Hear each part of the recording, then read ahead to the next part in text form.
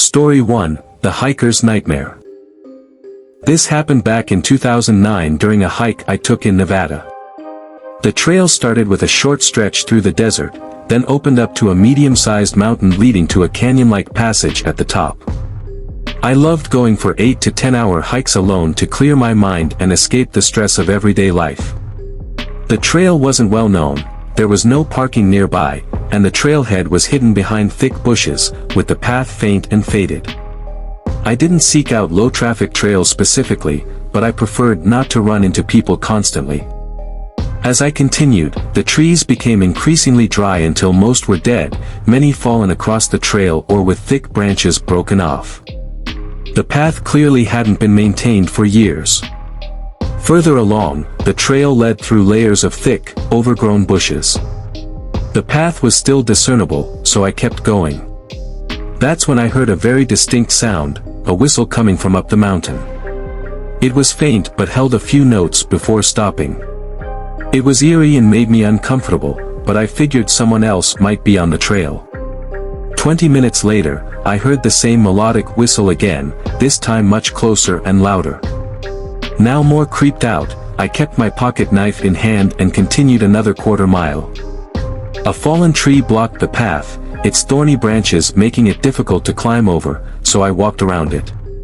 Turning to the right, I noticed a small valley where a river might have once flowed.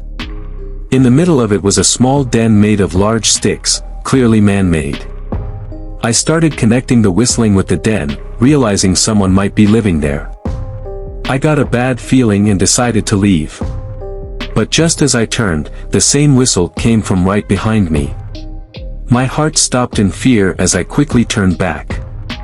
There, standing just behind the valley, was a goat staring directly at me, motionless. Its eyes felt like they were piercing into me. It was unusually large compared to other goats I'd seen in the area. Freaking out, I slowly backed away. As I took one step, it opened its mouth unnaturally wide and let out the same whistle. Panic took over, and I sprinted down the mountain, falling multiple times over trees and rocks. I heard the whistle one last time, echoing softly as I exited the trail. I never told anyone about my encounter, thinking no one would believe me and I'd sound like a coward. But recently, I learned about skinwalkers, and as soon as I dug deeper into them, I realized that might be the only explanation for what I saw. Story 2, The Snipe Hunt. My family would go camping in Minnesota with some family friends every single year. Every year, my dad and his best friend, Jack, would take me, my sister, and the other kids on what they called a snipe hunt. If you're familiar with snipe hunts, you know it's just a prank. Snipes don't exist, it was just a way for my dad and his friend to get us excited and a bit scared. They described snipes as highly aggressive, bird-like creatures that hide in trees and only come out at night.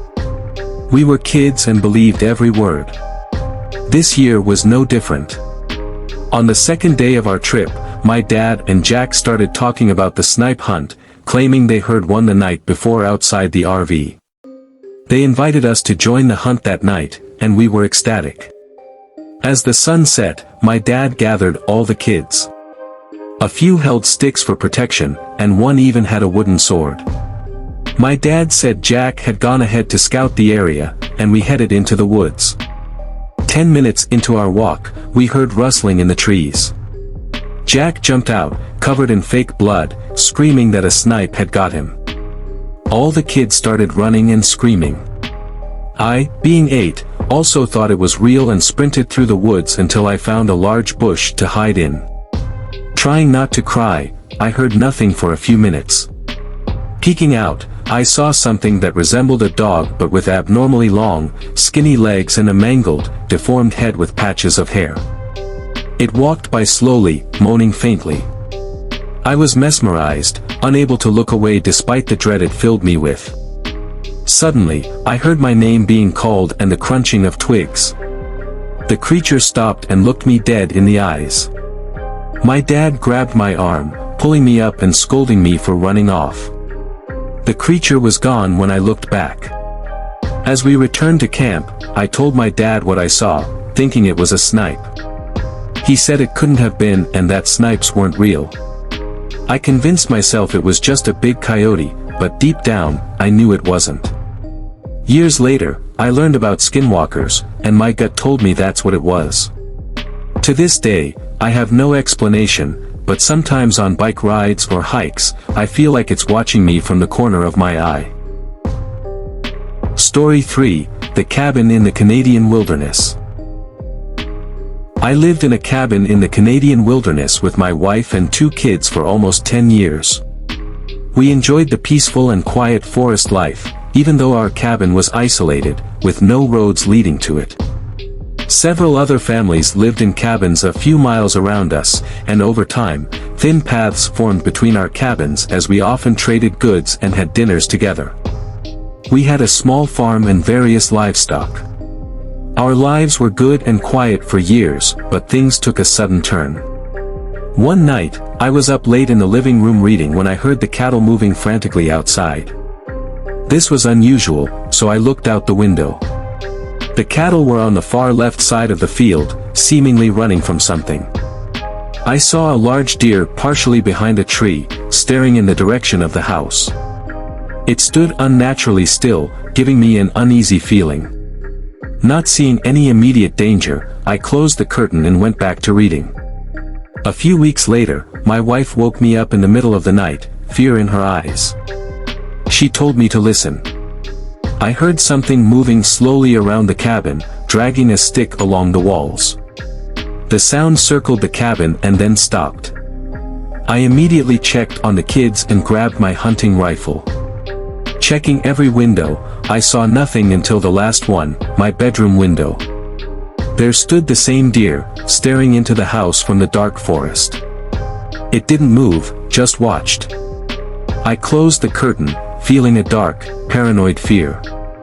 The next morning, I decided to visit a neighbor to see if they had experienced anything unusual. I told my wife to keep the kids inside and headed down the path.